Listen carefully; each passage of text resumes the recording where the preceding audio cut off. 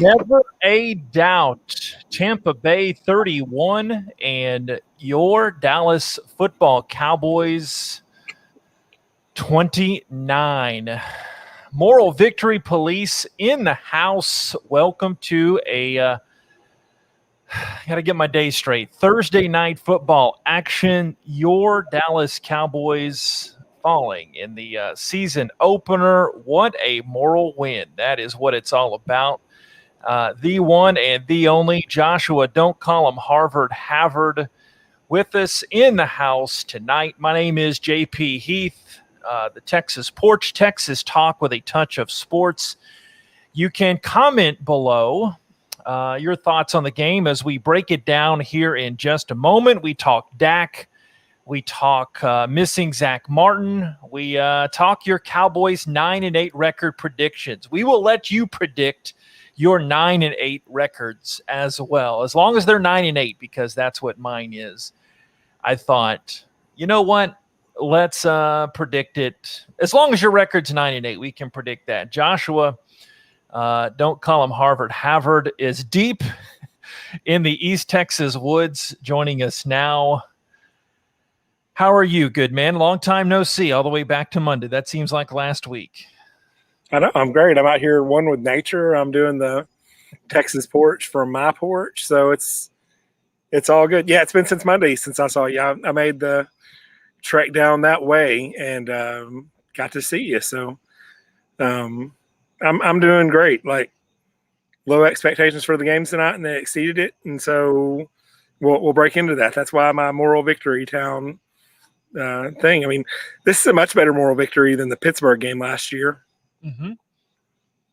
Yeah, and case in point, don't say I didn't tell you. This is why in life, in sports, set those expectations low. Just bump it down a little bit, and then, hey, you're pleased when things go above that low bar. But everyone picked Tampa Bay before the game, all the talking heads who really don't know what they're talking about, and they were proven correct.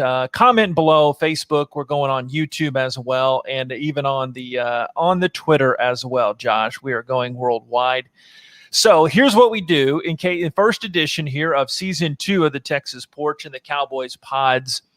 We break down the game. Then any comments that come up, we'll bring those on too when I hit my screen. I'm producing and directing, so forgive me. Show a little bit of grace there, but we want to hear what you think about what we think and your thoughts on this freshly minted game. Tampa Bay wins this one. So your first, I know your moral victory thoughts, but overall thoughts before we deep dive into it. What did you take from that one? What do you think? Heck, into the season, what do you think you'll remember most about this game, a play or two? You know, I don't know. Like, we were texting back and forth, both us and the other member of the Cowboys pod who couldn't be here tonight. Kevin ditched us. What I was thinking is the whole time that they're still going to find a way to lose. And now that I look back at it, they didn't really find a way to lose. Tampa Bay found a way to win, but the Cowboys didn't make enough plays. I think what I'm eventually going to look back on is this is going to be like the highlight of the season. Like, next week, they're going to go and lose to the Chargers, and it's going to be embarrassing, and they'll be like, what was going on? And so that's – but no, honestly,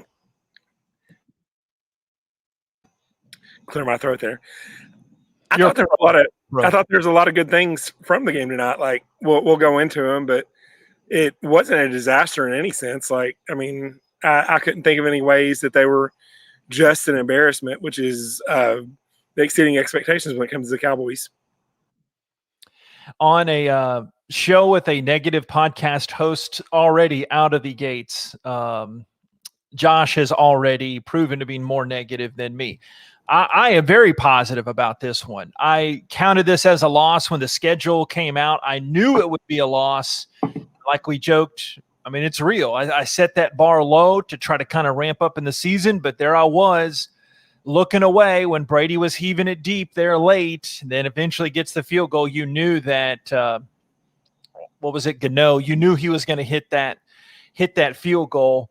But thumbs up for me. As weird as it sounds to feel good about a loss, that's what I think about this one. And Dak. I mean, Dak was everything he was supposed to be and had to be in that game. Kellen Moore, wonderful, wonderful game plan in this one. And it didn't really dawn on me to about the early stages of the second quarter that was what, hey, how you doing? That was what that they had to do in that game to be able to try to get that win. Looked like they had it. But here's how it went down. They had a 3-and-out to start. And Tampa Bay scores 7-0 on their first get their first points on the board. Cowboys march back down and tie it up 22 yards. Dak goes to CeeDee Lamb 7-7. Tampa Bay goes up. Gronk's first of 2 touchdowns. Leg, not so leggy. Misses a 31-yard field goal. That was the theme of the evening. DeMarcus Lawrence tips the ball, strips the ball, from Jones. And the Cowboys set up not their first short scoring drive of the game. 5 plays, 27 yards. Dak finds Amari Cooper, but doink the leg. Not so much the leg. He missed the PAT.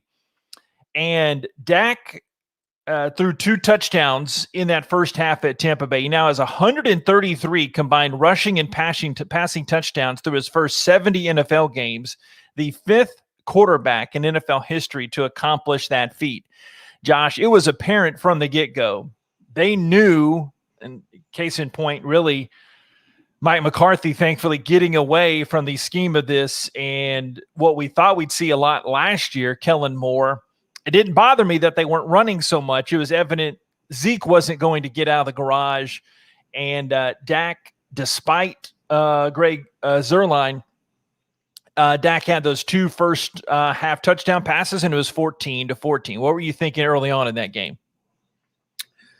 I was thinking that they were doing well to stay with it. Like, they forced 3 turnovers in the first half, I think.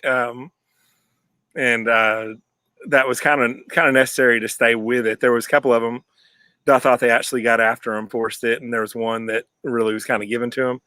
But I was looking at the stats at halftime, and I realized that the Cowboys I said it to you, they had like 5 designed runs, and I was thinking, that's not a good sustained. That's not going to be great if they have to do that all year. But tonight, I thought it was like kind of necessary because Tampa Bay was going to dominate that team up front. They did a bunch of short passes, a bunch of tricky type stuff. I mean, maybe not tricky, but I thought it was well schemed for them, and I liked where they stood. Like, I never, we've talked about this before, I never got the sense that the Cowboys were actually going to win, but also never got the sense that they were going to be embarrassed. Like, I thought maybe it would come at some point where they lose by a couple touchdowns, but they're at the first half. I liked what they were doing. Again, Mr. Positivity coming through from the East Texas Pines. They Cowboys do not take advantage of that Trayvon Diggs interception. I was scrambling to see, okay, who's number 7? Then it hit me. With a lot of reasons, I was not able to watch much of the preseason with a move that we're going to talk about on a podcast to come soon when we have the guys back. And I actually couldn't watch them with the wonderful cable package I had there. But Diggs gets that pick. Yes. You're better than me. I intentionally didn't watch just because I knew what, and I didn't miss anything. So go ahead. You missed them for good reasons. I'm just a bad co-host or guest or whatever the podcast we consider me. Whatever you are, yeah, Cowboys buddy and life buddy. But Diggs gets that pick. Cowboys were great turning the ball, getting turnovers today. They do not take advantage, though, of that rare miscue from Tom Brady. Leg field goal, 35 yards. And I say they didn't take advantage of it because they didn't get 7. 7's better than 3. Hey, math major here. But that leg actually makes a field goal there, makes it 16-14 Dallas. And this was when one of the Tampa Bay linebackers, was it Devin White? He rips he tips the ball, almost picked it off, but he rips off his helmet, slams it down against the turf. There's no call. And then later I saw Mike Pereira, a tweet that said that was, we found that out later, that wasn't such a bad, it was a good no call because he wasn't, it's a weird, we're thinking in college football terms, but that seemed like it should have been a penalty. And if it was called, it would have prolonged the drive. And maybe they do get 7 instead of 3. I'm still not sure I agree with him because you sent me the rule, and the rule said demonstration. Like the demonstration, you slam your helmet to the ground because you're pissed off. But I mean, whatever. He wasn't doing it to taunt anybody. Like, I don't think, but that's the kind of thing we see from the Cowboys all the time. They do something, we're like, man, that was so stupid. And they just didn't call it. I think it was just like justifying why they didn't call it. But yeah, I mean, the Cowboys, that was a terrible pass by Dak and they didn't deserve it. So, whatever. It was, all it would have been was taking advantage of somebody's stupidity, which would have been nice to see from another side.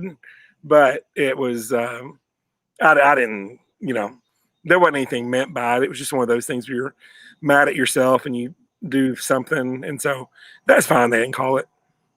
So Cowboys lead 16-14 at that point. And they had the lead for all of 38 seconds. Count them up, 38 seconds. Fortunately, yeah, it would not be their last lead of the night, but Antonio Brown torches Anthony Brown, not the last time or first time of the night, but 21-16, Tampa Bay had the lead.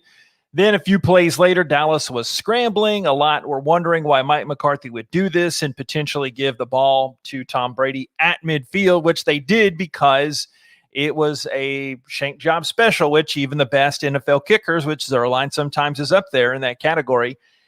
He missed, of course, but luckily Brady floated a couple of balls through a pick. Jordan Lewis actually made it interesting, took that about 50 yards or so with a return there as the first half ended. So in the first half, they had a +3 in turnover margin. They're down 5 at the break. There are a lot of weird stats that just didn't line up. And Calvin Watkins points out on Cowboys Twitter, Dallas had 27 passing plays and 5 runs in the first half. That's when you realize this isn't anything they're checking out of. No coincidence. That's designed, like we talked about at the very beginning, it almost worked for them. So on another night, I might just shake my fist at a cloud and gripe about that. No complaints. I mean, that's maybe the best defense in the league, at least the best defense coming into the season. And they did what they had to do in that one. And then the first half proved like the rest of the game ended up going in that pattern as well. Yeah, I agree with you there. Like, I was kind of, in my mind, like I said earlier, thinking this isn't sustainable. You can't do this all year. But at the same time, every time they ran, it was for 2 yards, 1 yards, nothing. Like, and I don't think it was one of those things where you just hammer away and you're going to break them. I just think it just kept on going exactly like it was. And so they did well to adapt. And the good thing that they did with the beat up offensive line is they didn't just drop Dak back in some seven set drops and everything and just let him get beat up. They were, while doing what they had to do, throw it a lot, they were keeping him fairly safe. He didn't get hit just a whole bunch. And so I like the game plan for what they were doing. And as much as people complain, I'm sure that they didn't run enough. I don't think they had an option. I think if they ran it, they were just beating their head against the wall and it wouldn't have worked. Yeah, they had good field position runs there towards the end, what turned out to not be, spoiler alert, not be the game-winning field goal. So they did it in some spots, but I mean, this was wild. This was one of those lopsided stat games that hopefully you don't see too much. Hopefully you want to see more balance because, spoiler alert, the other fiery member of the crew, when we were getting in it with a text exchange earlier today, and my point always has been with Dak, and Calvin Watkins had another stat later when Dak went past the 40 pass attempts. And this is just football 101. You're not going to win a lot of games when you have to rely on your quarterback to throw it that much. Cowboys now 4-11 when Dak throws 40 times or more.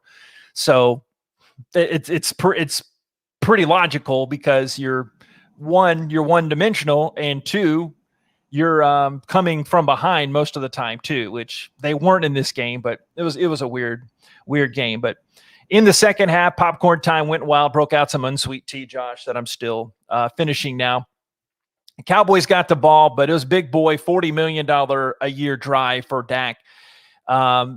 Drive-ins at the 5 on a third down option pitch and leg actually makes a field goal. So I wrote in my notes at the time, 21-19. That was a 72-yard drive. Dak throws a pick on the Cowboys' next drive. The short field for Brady. Surprise, surprise. He picks up the blitz, finds his buddy Gronk for his second score. And crazy concept, they take advantage of the miscues from the Cowboys. The Cowboys don't seem to do that, but it's 28-19. And that's when I think Tampa Bay's running away with the game.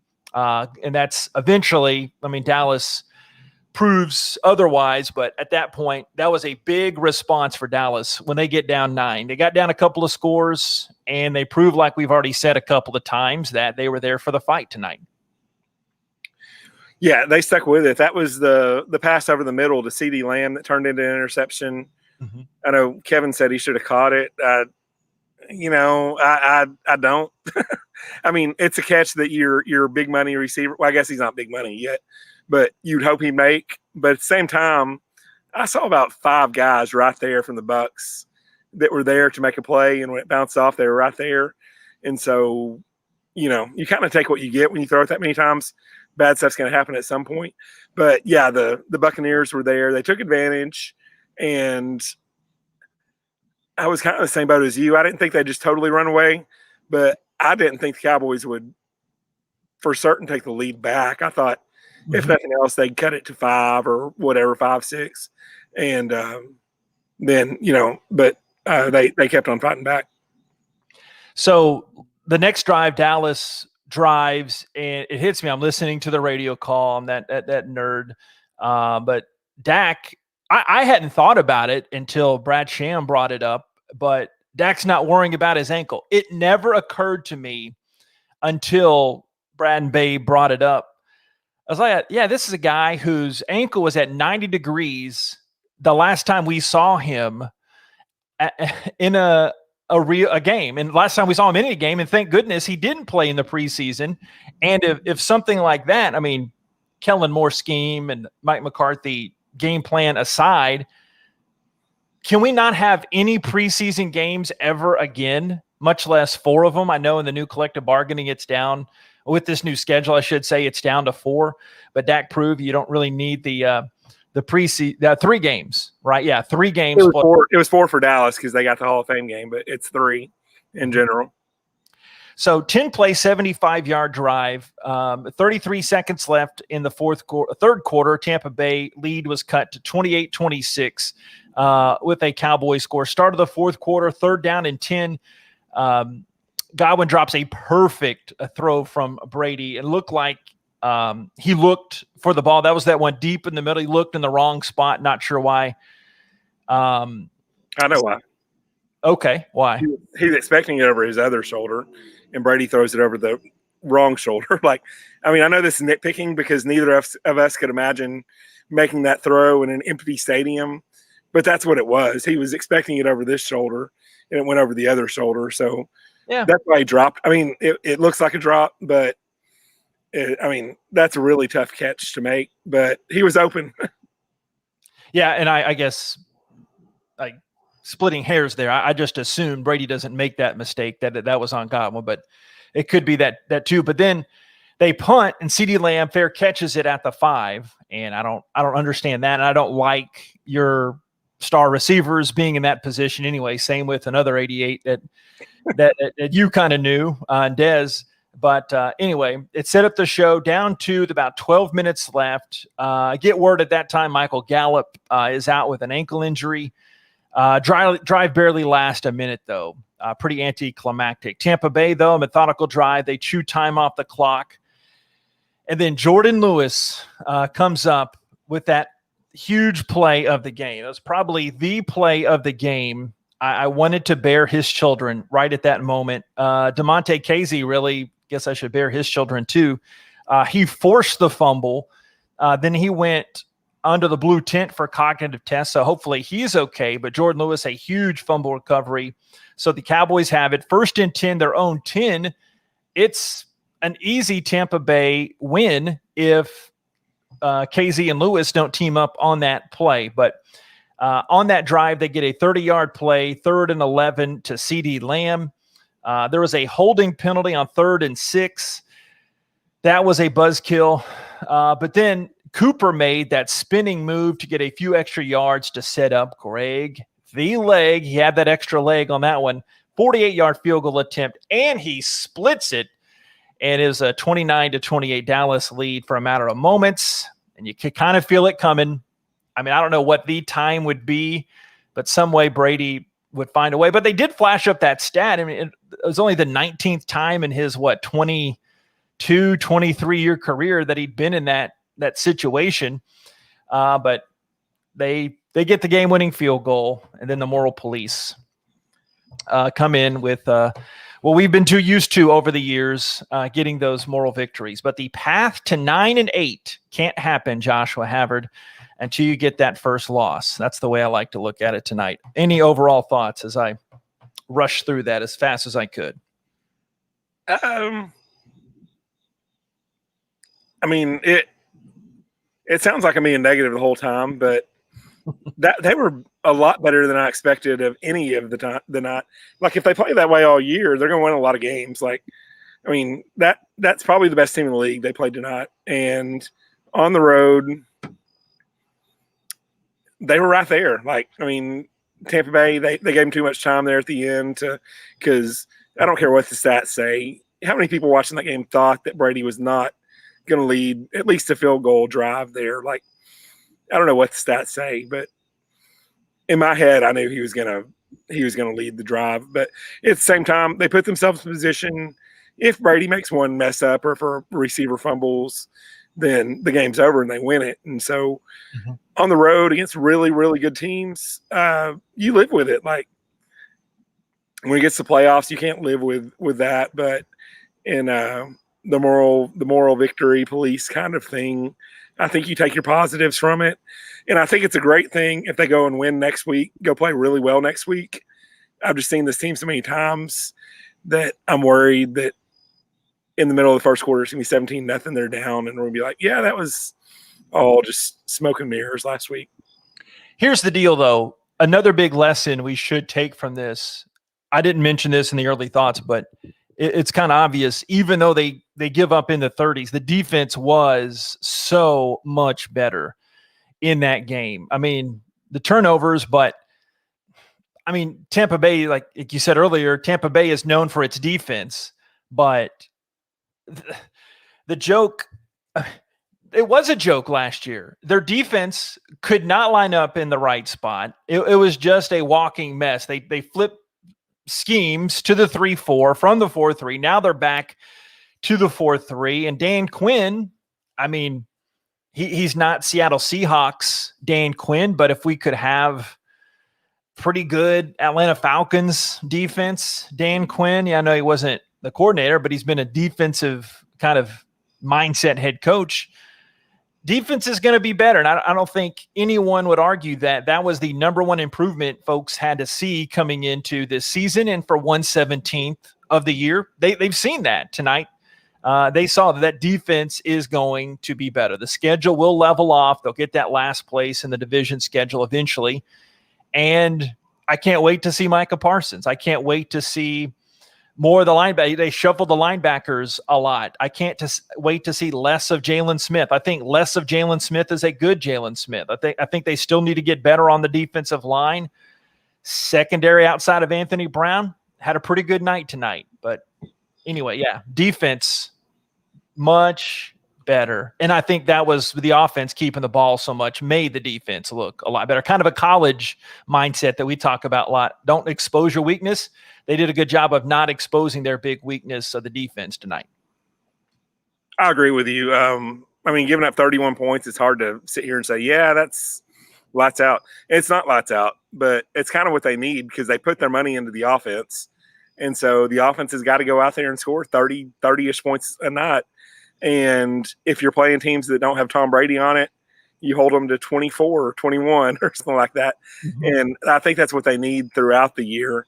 And tonight was a good start. Like, I never looked at it like last year whenever there were so many games where it's just like, is this an NFL defense? Like, it didn't even look like a college defense. It was, it was just embarrassing. Like, for not that I'm one that gets embarrassed by the ones like that, but tonight there weren't any like glaring, just, man, he just let him go right down the field. Like, they forced him into doing, and Brady did what he does. He took what they gave him, but they made him make plays outside of, a few big plays they could have given up, a few big plays they did give up, but they kept him in the game, and they weren't a total embarrassment, which is a big improvement.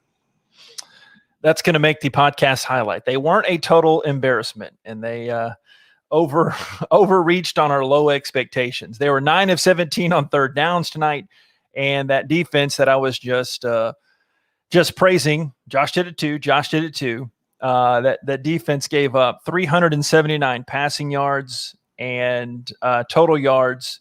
They gave up 6.7 yards per play. So should I retract that a little bit, or? No, I mean, I let in with that. They gave up a lot, but they made them go. And I think that's what they're going to have to do with this defense. Like,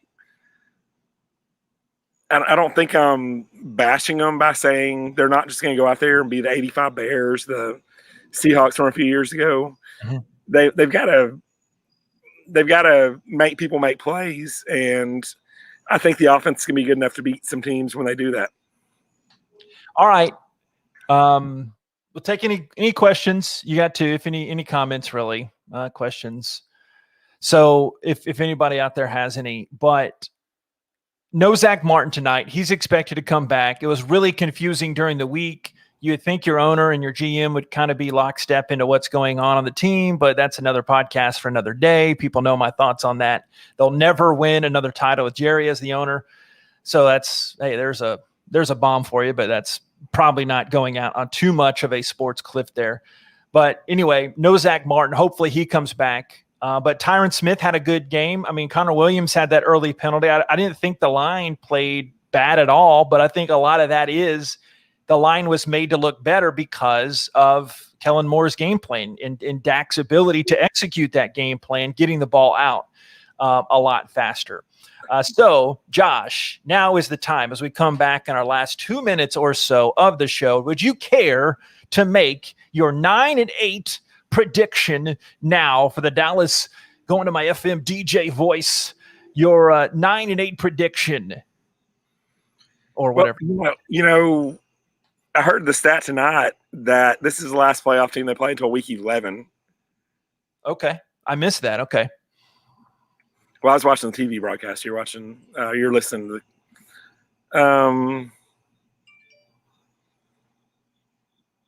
I can't go 9-8. I can't go what you do. Why not? It's right. Don't you want to be right? I'm going to go 8-9. All right. Since we have like a minute or two, the other member off. No, he's probably 13-4. No, you saw it. You were on the text. Yeah, we're going back and forth there. We did have a high life like you are anymore. I've got to work hard. I can't be sitting there looking at my text all day. Yeah, and you're playing hurt too, so I appreciate it. Let's see. Anyway, we text so much today.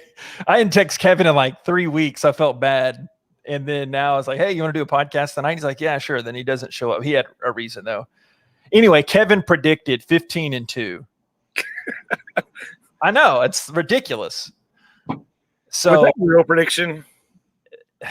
You know him from doing – I mean, he did half the games with us last year, these post-game pods. Yeah, he is – again, he doesn't listen or watch, so I know I can say this. I love him, but he has no basis in reality. Is that a backhanded compliment? He goes on what he hopes to see, ideal in facts. And could they win 11? Yeah, they could win 11. I think 11 wins the division. I think you're 9. You don't win the division. I think 10 wins the division. Yeah. No. And I'm tempted to go 10.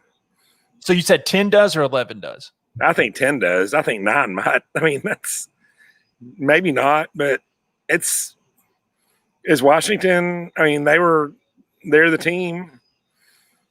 I can't see them going better than 10-7. I see that being their ceiling. So I don't know. I'm just saying that this division isn't great. And so, we could be in the same scenario we were last year where 6-8 after 14 weeks. And we're like, oh, we're right there. We just need another win. And then it doesn't come. They crush. Obviously. All right. Josh, we're going to give you the night off early. Thanks for staying up, recapping Bucs 31, Cowboys 28. 29. I saw your little thing is wrong. 29. Oh, there you go. Did I have the wrong? There you go. That's kind of perfect, actually. Not intended to be perfect, and it's actually perfect that I got the score wrong. I was worried to get the show and our technical stuff behind the scenes on, but if folks don't know by now, this is a very imperfect operation. Then I don't know what to tell them. All right, Josh, we'll talk to you when we talk to you. Thanks for coming on. Get well soon, and thanks for joining us from deep. It looks like you got a horror movie about to break out behind you. You got you're just outside your house. It's a cool. You're not about to be stabbed. I'm got my balcony, right there. Okay. That's right. On the porch, you said that. Yeah. All right, brother. Thank you. Thank you.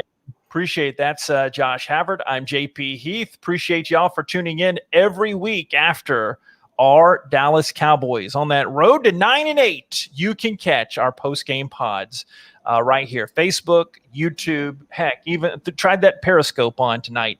That was fun, and always on the podcast format. Probably, honestly, later on tomorrow. But appreciate you joining us. Stay tuned for regular versions of the Texas Porch and on that Mitch design, the TexasPorch.com. Have a great rest of this night. God bless. Go Cowboys. We'll talk to you next time out here on the Texas Porch. Where's your cat at?